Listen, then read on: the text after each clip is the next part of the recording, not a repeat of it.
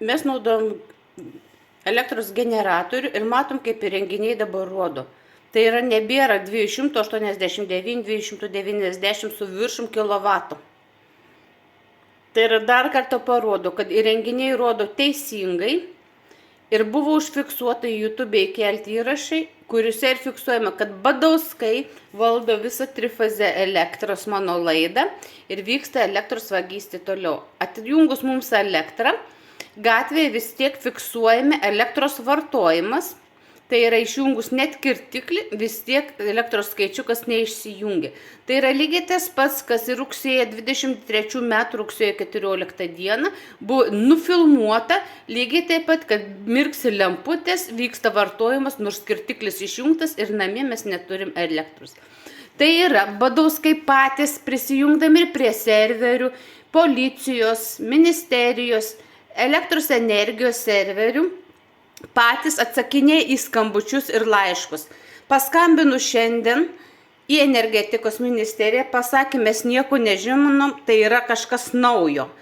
Tai vadinasi, Badauskai klastoja dokumentus, balso įrašus. Tai yra, dėl to buvo rasta mano telefono įrenginė balso keitimo programa, balso simuliatorius, įrenginių klonavimas. Tai yra Badauskai profesionaliai viską atlieka. Šiuo metu Badauskai pastoviai, reguliariai prisijungė prie mano automobilio radijos ir įjungė jį tuo metu, kai aš dar esu darbe. Tai pradėjo atsitikti tos minutės, kai mano žentas paėmė, pajungė Bluetooth'ą, tai yra laisvų rankų įranga. Ir nuo to vakaro už valandos laiko mano radija pati įsijungė, nors buvo mašina išjungta. 4 dienas šitokių nieko panašaus nebuvo. Meistrai sakė, viskas puikiai, jokių sutrumpinimų, jokių užtrumpinimų, nieko panašaus nėra mano magnetolai. Vadinasi, Badauskai toliau rodo, kad gali valdyti bet kuriam mieste, bet kurioj vietoj, bet kurį įrenginį, naudodami Bluetooth'ą, vietos sekimas, garso įrašymas. Įrašinėjami garsai, balsai, paskui pasinaudoja šituo apvoginėjami žmonės. Tai dar kartą Badauskai parodė, kad jie reketuoja žmonės lygiai taip pat kaip ir Ignitis. Ignitis apsimetė, kad nieko nežino ir pareikalavo man mokėti sumą. Tačiau Igničio viena darbuotoja pasakė, mes nereikalavom mokėti sumos.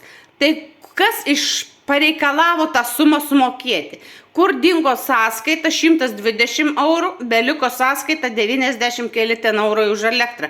Kodėl sąskaitos per mėnesį 2 kartus keičiasi? Kas vyksta, Badauskai? Jūs profesionalūs nusikaltėliai, vagės ir žudikai. Ir aš tai nebijau drąsiai, galiu pasakyti, jūs nužudėt mano šunį, jūs iš akvariumo žuvytės vogėt, jūs vagėt elektrą, vagėt internetą, jūs net maistą iš mano vaikų vagėt. Jūs ubagai nelaimingi, žudikai, vagis, nusikaltėliai. Ir gėda turėti tokius tėvus, tokius vaikus ir tokius anūkus. Turėtų būti gėda lygiai taip Badauskaitai, kuri savo sūnų mokino taip pat daryti šitokius nusikaltimus. Būdama pati motina, mokina vaiką, kaip reikia iš bednesnio žmogaus pavogti pinigus, suklastoti žinutes, balso simuliatorių panaudoti. Badauskai nusikaltėliai ir aš viską padarysiu, kiek jie besistengtų, kuo daugiau stengiasi, tuo daugiau įrodymų yra. Viską padarysiu, kad jie visa grupuotė atsidurtų teisiamųjų suole.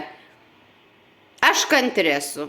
Tiek metų iškentėsiu ir dar, bet jau eina viskas į pabaigą. Dar pasistengkit, Badauskai. Dar toliau vokit, dar toliau stenkitės klaidinti dokumentus, sąskaitas, įsilaužkit, vokit mano pinigus, atimkit nuo vaikų. Toliau darbuokitės. Kuo daugiau bus įkalčių, tuo daugiau man bus storesnė jums padaryti bylą.